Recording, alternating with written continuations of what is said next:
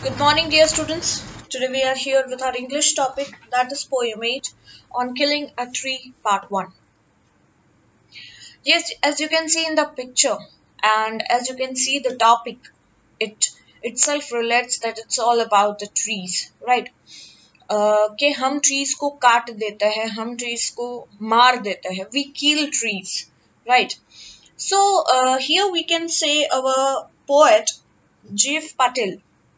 He is quite sensible or quite emotional, right? And through this poem, he wants to give a message कि trees are also living beings, उनमें भी जान है, उन्हें भी काटो तो दर्द होता है, खून निकलता है, as you can see, right? So he wants to attach us or attach our feeling with the trees through this poem. Fine. So let's see the poem, what it tells. Summary देखते हैं on killing a tree, G.F. Patel.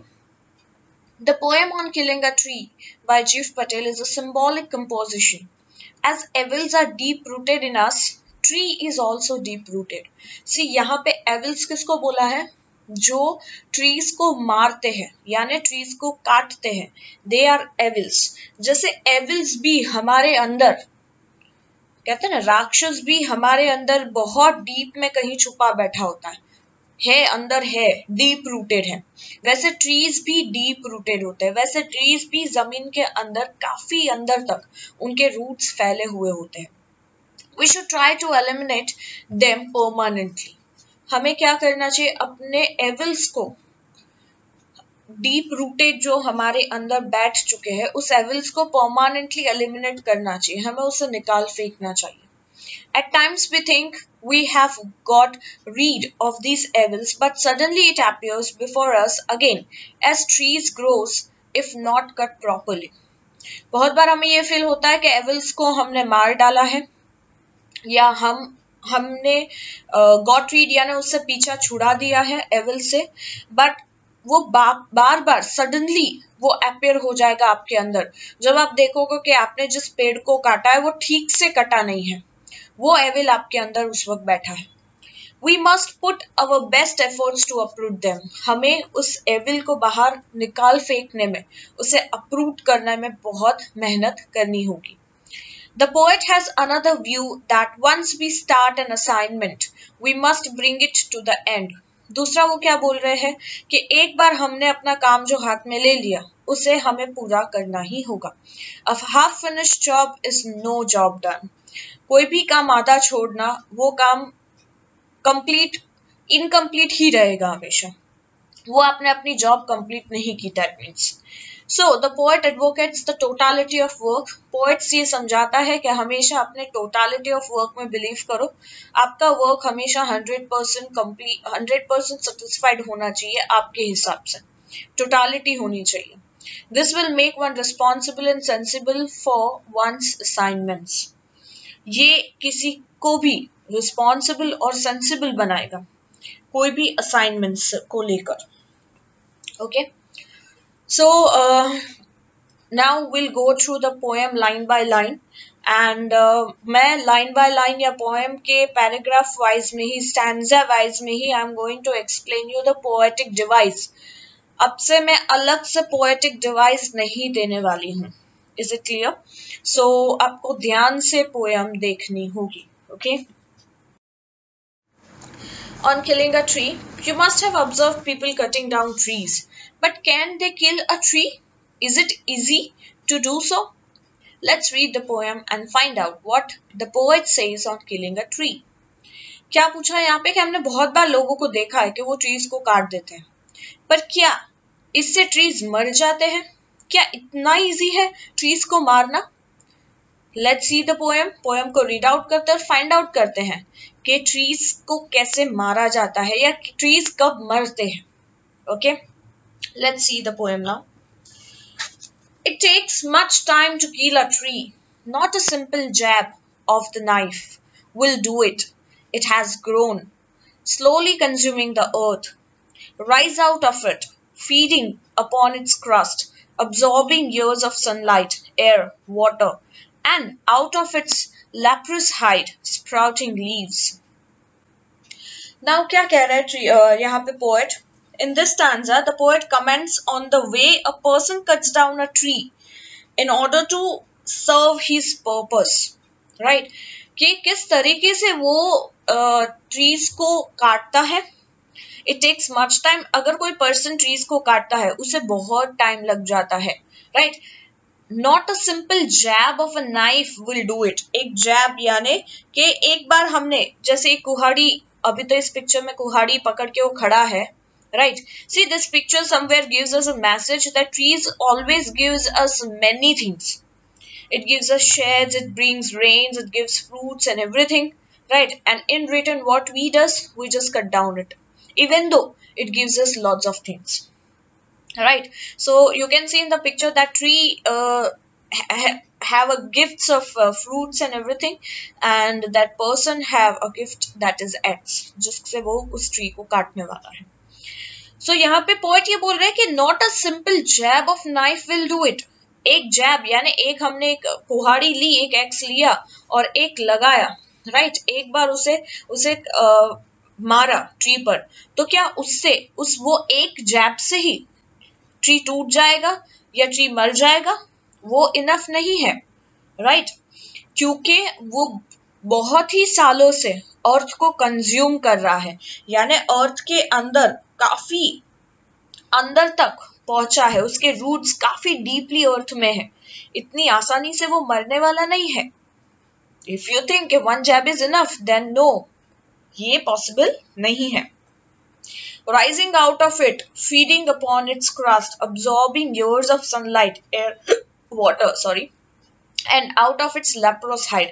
अब क्या बोल रहे हैं कि इतने सालों से वो वहां पे है, राइट? उसने पूरी तरीके से अर्थ को कंज्यूम कर लिया है, अपने रूट्स अच्छे से फैला दिए हैं, डीप रूट कर दिया है, राइट? और वहां से वो बहुत बड़ा हुआ है. कैसे बड़ा हुआ है? क्रस्ट से फीड करते हुए.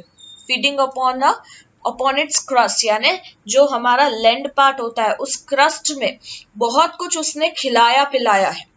जैसे सालों से सनलाइट को ऑब्जर्व कर रहा है, एयर, वाटर, ये सब ऑब्जर्व करने के बाद वो आज इतना बड़ा हुआ है. And out of its leprous hide. अब ये लेप्रस हाइड क्या है? लेप्रस हाइड यानी जब आप ट्री पर एक जैब मारते हो, राइट? एक बार उसे जब मारते हो तो उसका जो वो पार्ट, अगर एक टुकड़ा उसमें से निकल जाता है तो उसका कलर चेंज हो जाता है. Leprous in short I can say discoloured bark of the tree. Tree का जो एक अलग सा कलर, लाइट कलर जो दिखता है, जो ओरिजिनल बार्क कलर से डिफरेंट होता है, उसे लेप्रोसाइट. और यहाँ पे लेप्रोसाइट दूसरा एक टाइप ऑफ डिजीज जो लोगों को होती है, लेप्रेसी, राइट? जिसमें उनकी स्किन व्हाइट कलर की हो जाती है. तो वो जो डिफरेंस दिखता है उसे यहाँ पे बताया गया है, राइट? कि उसे इस ट्री के साथ भी ऐसा ही कुछ हुआ है. हाइड यानी स्किन, ओके, स्प्राउटिंग लीव्स, और उसमें से बहुत सारे लीव्स भी निकले हैं. After absorbing years of sunlight, air, water, इतना सब कुछ के बाद, मतलब उसे इतनी आसानी से मार डालना with only a simple jab of knife, ये इनफ नहीं है, राइट? अगर आप सोचते हो कि उससे ये मर गया है तो that is wrong. Okay, so let's see first paragraph में कौन से पोएटिक डिवाइस है. First of all the poetic device. पहले तो ये बता दो कि ये पोयम पूरी ही फ्री राइम है, ठीक है? ये फ्री वर्सेस में है, यानी यहाँ पे कोई भी राइम स्कीम नहीं है. ओके, हम जो यूजुअली राइम स्कीम देखते हैं ABCC या D या व्हाटएवर, इस पोयम में कोई भी राइम स्कीम नहीं है. This is a free verse, ठीक है? दूसरा, इस पोयम में दूसरा पोएटिक डिवाइस है जो आपने देखा होगा, एंजाबमेंट, राइट? एंजाबमेंट का मतलब क्या है? The line running next line, ठीक है? एक लाइन डिवाइड हो जाती है या आधी कट करके दूसरी लाइन में ऐड की जाती है, विच इज इनकम्प्लीट लाइन, ठीक है? जैसे you can see the second line, not a simple jab of the knife will do it. तो this line completes on the next line, next running line, ठीक है? इस लाइन को complete कहाँ किया गया है? नाइफ के बाद विल डू इट कंटिन्यूटी में है, जो नेक्स्ट लाइन में आ रहा है। सो नाइफ के बाद कोई पंक्चुएशन मार्क नहीं लगाया है बिकॉज ये लाइन अधूरी है, राइट वो कहाँ कंप्लीट होती है, विल डू इट तक। तो this line is a enjambment. फिर से it has grown slowly consuming the earth, ये भी कंटिन्यू हो रही है, इट हैज ग्रोन स्लोली, ये कंटिन्यूटी लाइन है, okay, which is running next to the next line. So this is also an enjambment line, okay. इसके बाद भी नीचे आप देख सकते हो राइजिंग आउट ऑफ इट, यहां तक ठीक है। फीडिंग अपॉन इट्स क्रस्ट, तो फीडिंग के बाद अपॉन इट्स क्रस्ट के बाद ये लाइन कंप्लीट होती है। So again it is continuing to the next line, this is also enjambment. उसके बाद absorbing years of sunlight, air water, absorbing years of sunlight, यहाँ पे भी कंटिन्यू टू नेक्स्ट लाइन में है। Then last line, last second line भी वही है, and out of its leprous hide sprouting leaves, ठीक है। So there are so many enjambment lines. So यहाँ पे एंजैपमेंट पोएटिक डिवाइस बहुत ही ज्यादा प्रोमिनेंट है। फाइन, होप फर्स्ट पैराग्राफ आपको क्लियर हो गया। Next, poetic device is metaphor. You can found a poetic device that is metaphor, और वो कहाँ है, that is on our last second line, and out of its leprous hide. See, यहाँ पे metaphor का मतलब क्या होता है, a device which compares two things or qualities which are unlike without using as or like, ठीक है। So metaphor में हम comparison करते हैं कुछ unlike चीजों का, जिसमें हम लाइक और एज लगाए बिना कंपेयर करेंगे। So and out of its leprous hide, अब जैसे मैंने बताया कि leprous hide actually it is a disease, right, जो एक पर्सन को होती है। तो जब हम इसे एक जैब देंगे ट्री को, तो उसमें से जो एक टुकड़ा बाहर आ जाता है, तो उसकी स्किन कलर जो है डिसकलर्ड हो जाती है ब्रांच की, ठीक है। हमारा जो ट्रंक है उसको हमने काटा, तो एक अगर टुकड़ा निकल गया उसमें से, तो उसके बाद उसकी जो अंडर स्किन है वो जो डिफरेंट कलर हो जाता है, उसे लेप्रस हाइड कहते हैं। जो उसे कंपेयर किया गया with the human disease, right, कि जैसे ह्यूमन को लेप्रेसी हो जाती है तो वो कैसे डबल कलर डिसकलर्ड हो जाता है, वैसे ही इसकी हालत होती है, okay. So this is a metaphor, fine. चलो let's see next para now. तो सेकेंड पैराग्राफ इज, सी यहाँ पे आप देख सकते हो, यहाँ पे एक्चुअली दिखाया नहीं है, बट व्हेन उसने जो कट मारा है, जैब दिया है, तो यहाँ पे जो कट दिख रहा है, राइट, उसकी स्किन एक्चुअली व्हाइट कलर्ड हो जाती है, फाइन, थोड़ी सी डार्क स्किन से डिफरेंट होती है, okay. Next paragraph is, so hack and chop but this alone want do it, not so much pain will do it, the bleeding bark will heal, and from close to the ground will rise curled green twigs, miniature boughs, which, if unchecked, will expand again to form a size. See, somewhere we can say कि ये human beings के life से connect करता है, कि lives में हमें बहुत pains मिलते हैं, बहुत bleeding मिलता है, but even though हम कहीं ना कहीं time के साथ heal हो जाते हैं, right? So trees का भी यही बोला है कि वो उनमें भी जान है। आप सोच रहे होगे कि ये कैसा पोएट है जो कैसे ट्री को मारना है उसी के बारे में बताया है, बट इनडायरेक्टली वो बता रहा है कि आप इतने में वो नहीं मरेगा, जैसे ह्यूमन बीइंग इतनी आसानी से नहीं मरते, वैसे ट्रीज भी इतने में नहीं मरेगा। क्यों? क्योंकि वो भी लाइफ लिविंग बीइंग है, वो भी अलाइव है, उसे भी दर्द होता है, उसे भी ब्लीडिंग होती है, उसे भी पेन होता है, राइट।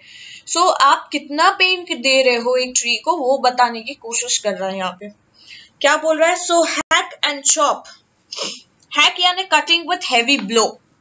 तो आपको अगर ट्री को मारना है तो एक जैब इज नॉट इनफ, आपको हैक करना पड़ेगा, यानी उसे बार बार उसे हैवी ब्लोज देने पड़ेंगे। चॉप यानी कट इन पीसेस, उसे छोटे छोटे पीस में काटना होगा। But this alone want do it, but इससे ट्री मर नहीं जाएगा, इतना काफी नहीं है। Not so much pain will do it, या उसे इतना भी इसमें पेन नहीं मिलने वाला है। The bleeding bark will heal, जैसे लॉन्ग टाइम में अगर हमें कोई चोट लगी है तो वो भी हील हो जाती है, वैसे यहाँ पे भी क्या होगा कि ये जो ब्लीडिंग बार्क है, राइट, वो वापस हील हो जाएगी, यानी उससे जो चोट मिली है वो वापस हील हो जाएगी। And from close to the ground, close to the ground यानी कि वो ग्राउंड से, क्योंकि वो रूटेड है, वो काफी डीप रूटेड है, राइट, तो वो रूट्स कहीं ना कहीं वापस उसको हील कर देंगे। Will rise curled green twigs, और उसी में से और सारे ब्रांचेस ग्रीन ट्विग्स निकल सकते हैं, मिनिएचर बग्स, राइट, उसी में से दूसरे ट्रीज भी ग्रो हो जाते हैं, दूसरे ब्रांचेस निकल आते हैं, which if unchecked will expand again, अगर आपने ध्यान नहीं दिया तो वो फिर से एक्सपैंड कर लेगा। इसका मतलब ये नहीं कि उसको कट किया तो वो मर गया, खत्म हो गया, वो फिर से ग्रो करेगा टू फॉर्म अ साइज, जैसी पहले साइज थी वैसी ही साइज में वो फिर से ग्रो कर सकता है, राइट। सो इस तरीके से वो क्या बोल रहा है कि अगर आपने अनचेक्ड रहे, आपने ध्यान नहीं दिया तो वो आराम से फिर से ग्रो कर लेगा। So it is something like a human beings, जैसे ह्यूमन बींग्स का नेचर होता है वैसे ही ट्री का एक नेचर शो किया गया है। Okay, now let's see the poetic device in this poem, in this second paragraph. One is the enjambment is there. You can see, so hack and chop, but these alone won't do it. यहाँ पे continuity line है, then the bleeding bark will heal and from close to the ground, ये भी एक continuity line है, तो ये भी एंजैपमेंट हुआ। Then miniature boughs which if unchecked will expand again to form a size. These are also enjambments, ठीक है। You can see कि no punctuation mark is given and वो दूसरी लाइन्स में कंटिन्यू हो रहा है, fine.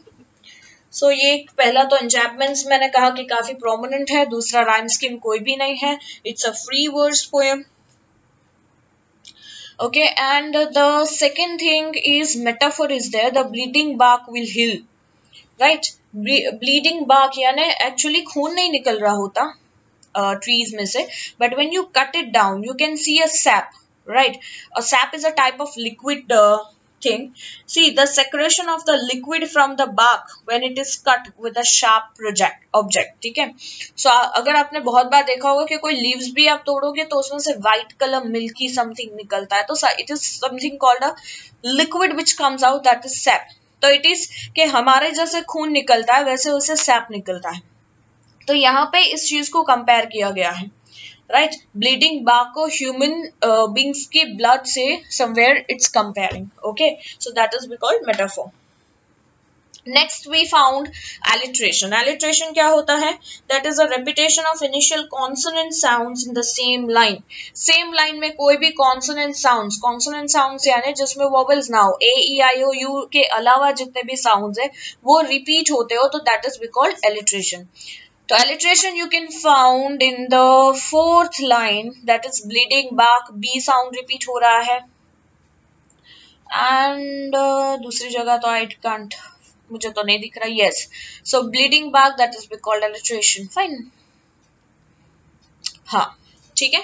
So let's move to the next para now. No, the root is to be pulled out of the anchoring earth. It is to be roped, tied and pulled out, snapped out on killing a tree, or pulled out entirely out from the earth cave, and the strength of the tree exposed, the source white and wet, the most sensitive hidden for years inside the earth. See, अभी भी वो काफी हद तक we can say deeply वो समझा रहा है कि नहीं, अभी भी इतना ही काफी नहीं है, right? वो previous stanza में what he said that the poet has discussed the various ways of killing the trees. We have seen that, okay, but still the tree has managed to survive. हमने last stanza में ही देखा कि उसको क्या कहा कि अगर आप अनचेक्ड रहे तो वो फिर से ग्रो कर लेगा, फिर से वो हील कर लेगा, right? He is again going to grow, okay. Next what he is telling that to do this one needs to rope the roots. अब वो इस स्टैंजा में क्या बता रहा है कि अब अगर हमें इसको पूरी तरीके से जड़ से निकालना होगा तब तक हमें शांति नहीं मिलेगी, हमारा एविल को शांति नहीं मिलेगी। The root is to be pulled out, अगर ट्रीज को पूरी तरीके से मारना है तो उसके रूट्स को निकालना होगा। Pulled out its roots out of the anchoring earth, anchoring earth यानी अर्थ से जैसे वो चिपक के रहे।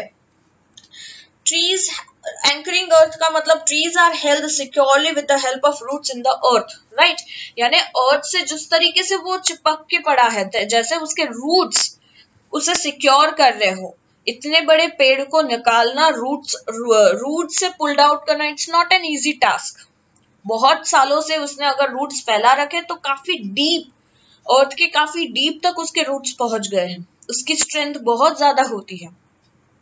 यानी इतने सालों से वो वहां पे खड़ा है, उसकी स्ट्रेंथ इतनी बढ़ गई है, इवन दो आपको उसको निकालना है, राइट, आपका एविल शांत नहीं हो रहा है, तो आपको उसे anchoring out of the anchoring earth, आपको वो जो सिक्योरली अटैच्ड है अर्थ से, वहां से पुल्ड आउट करना होगा।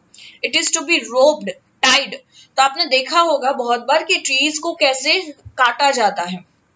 इतने बड़े बड़े ट्रीज है, अगर आपको उसको जड़ से निकालना है, बहुत बार आपने देखा होगा कि रोड्स के बीच में अगर शायद कोई ट्री बड़ा हो गया है और अब वो इश्यू क्रिएट कर रहा है रास्ते पे, तो उसे निकालते कैसे, तो उसको पहले रोप्ड करते हैं, यानी रस्सी से जो एकदम एकदम बिग साइज ऑफ रोप जो होती है उससे टाइड करना होता है। फिर उसे बहुत सारे लोग 2-3 जगह से उसे खींचते हैं, सो दैट कि उसके रूट्स लूज हो जाए नीचे से, ठीक है। तो उसके रूट्स को लूज करने के लिए वो बोल रहा है कि उसे रोप्ड करो, उसे टाइट करो, फिर उसे पुल्ड आउट करो, स्नैप्ड आउट करो, राइट। स्नैप्ड आउट क्या, दैट इज चॉप्ड आउट, फिर उसे काटो। ऑन किलिंग अ ट्री और पुल्ड आउट एंटायरली, उसे मारना होगा पूरी तरीके से, तो ही आप शांत हो गए, आपको मारना ही है ट्री को, राइट। सो व्हाट, क्या वो क्या कह रहा है कि उसके एंटायरली उसको उसके रूट से, उसके जड़ से उसे निकाल दो, उसके अर्थ का जो केव उसने जो बनाया है अपना केव, उसमें से उसे निकाल दो। And the strength of the tree expose, उसकी स्ट्रेंथ को बाहर एक्सपोज करो। अगर उसकी स्ट्रेंथ बाहर आ जाएगी तो उसकी स्ट्रेंथ, उसकी जो ताकत है, उसके रूट्स वो वीक हो जाएंगे और वो मर जाएंगे। The source white and wet, the most sensitive, hidden for years inside the earth, और उसकी वो हिडन स्ट्रेंथ क्या है, उसका जो सोर्स, और वो सोर्स क्या है, उसके रूट्स जो वाइट और वेट है, राइट, जो बहुत सेंसिटिव है, जो अर्थ के अंदर सालों से छुपे बैठे हैं। अगर ट्री को मारना है तो उसे जड़ से निकालना होगा, ऐसा वो बोल रहा है। यानी इंसान, मतलब it is quite difficult to kill a tree, यहां से हमें पता चला, फिर भी हम मारना चाहते हैं उसे, for no reason, for just अपने अपने नीड्स को सेटिस्फाई करने के लिए we does this, right. So let's see the poetic device in this para. The first is the enjambments, तो हम देख ही रहे हैं। फर्स्ट लाइन में दिख रहा है the root is to be pulled out of the anchoring earth, right? And next is and pulled out, snapped out on killing a tree. Then and the strength of the tree exposed, the source. ये एक enjambment है। फिर last second line, the most sensitive, hidden for years inside the earth. So these are the enjambment lines, okay. Next is कि you can found, यहाँ पे pulled out बहुत repeat हो रहा है। You can see in the first line given pulled out, then on the fourth line it is and pulled out, snapped out, फिर उसके बाद एक line drop करके और pulled out entirely. So this is we call repetitions, when some words, right, और lines बार बार repeat हो रहे हो तो हम उसे repetitions कहते हैं। तो जो pulled out जो रिपीट हो रहा है वो यहाँ repetitions हुआ, okay. Now comes alliteration. We found alliteration here. Just go through the lines if you found any alliteration. Yes, I can found the last third line, white and wet, that is w sound is repeating. This is we called alliteration, okay. Consonant sound repeat हो रहा है w, बस इतना ही है, nothing else. So enjambment was there, repetition इसमें निकला, और next is alliteration, fine. Now the last para is then the matter of scorching and shocking is in sun and air, browning, hardening, twisting, withering, and then it is done. So एक तो जैसा हमने summary में देखा, poet तो ये बोल रहा है कि तुम्हें काटना ही है तो पूरा काटो, getting, you do your work completely, right, अपना काम हमेशा कंप्लीट करना सीखो। सो प्रीवियस स्टैंजा से कंटिन्यूटी करते हैं। The poet discuss the way a tree is uprooted and exposed in its surrounding. When a tree is uprooted and left upon in the surrounding, then the sun starts drying it up. अब क्या बोल रहे हैं कि चलो last तो हमने देख लिया कि ट्रीज को कैसे निकालना है, उसे रोप्ड करो, टाइड करो, खींचो, राइट, उसके उसके जो रूट्स है उसके लूजन अप कर दो, फिर वो धीरे धीरे उसके अर्थ के रूट्स में से उसे निकाल बाहर फेंको तो वो मरेगा. चलो वो सब कर लिया. You can C in the picture कि अब वो रूट आउट हो गया है, राइट, अब वो पूरी तरीके से निकल गया है. अब क्या होगा, बहुत मेहनत के बाद, स्कॉर्चिंग करने के बाद, चॉकिंग करने के बाद, स्कॉर्चिंग एंड चॉकिंग क्या होगा, that is the drawing up of the tree after being uprooted. उसको जब आप किसी भी पेड़ को, किसी भी ट्री को जब जड़ से निकाल दोगे, उसके अपरूट कर दोगे, तो उसके बाद वो मर जाता है, वो फाइनली मर गया. तो वो क्या होता है, अब आप उसमें पानी डालो या कुछ भी करो, आपने उसके रूट्स निकाल दिए, मतलब ही वॉज किल्ड. ठीक है, तो अब आपने पेड़ को पूरी तरीके से मार डाला है. अब वो क्या होगा, वो सन में वो सूख जाएगा, ऑटोमेटिकली वो सूखना शुरू हो करेगा. अगर उसमें कोई लीव्स है तो आप देखोगे कि ऑटोमेटिकली वो पत्ते सूख जाएंगे. जब तक उसके ब्रांच से, उसके ट्रंक से जितना भी मॉइस्चर होगा वो शायद लीव्स को मिलता रहेगा, तब तक वो ग्रीन रहेंगे. देन आफ्टर वो लीव्स अपने आप उस ट्री से गिर जाएंगे, सूख जाएंगे. सो स्कॉर्चिंग एंड चॉकिंग का मतलब होता है कि ट्रीज को अपरूट होने के बाद वो सूख जाता है. कैसे सूखता है, in sun and air. Then comes browning, hardening, twisting, withering and then it is done. Browning यानी the colour gradually getting brown, right, उसका कलर भी यू कैन फाउंड के चेंज होता हुआ दिखेगा. Hardening, the process of becoming hard, right, वो tree और भी ज्यादा हार्ड हो जाएगा. पहले शायद थोड़ा भी सॉफ्ट होगा, बट उसके मरने के बाद, जैसे एक डेड बॉडी होती है, राइट, डेड बॉडी को आप देखोगे कि उसके मरने के बाद, राइट, उसमें से जब जान निकल जाती है तब वो बहुत ही हैवी हो जाती है, वेरी डिफिकल्ट टू मूव. वैसे ही ट्री की हालत हो जाती है. ट्विस्टिंग यानी गेटिंग बेंट एंड मूव्ड, अब उसको ऐसे बेंट कर दिया, अब उसे हिलाना पड़ेगा, उसे ले जाना पड़ेगा. विदरिंग यानी द प्रोसेस ऑफ डिकेइंग, यानी धीरे धीरे वो कंप्लीटली डिके हो जाएगा, जैसे एक डेड बॉडी डिके हो जाती है.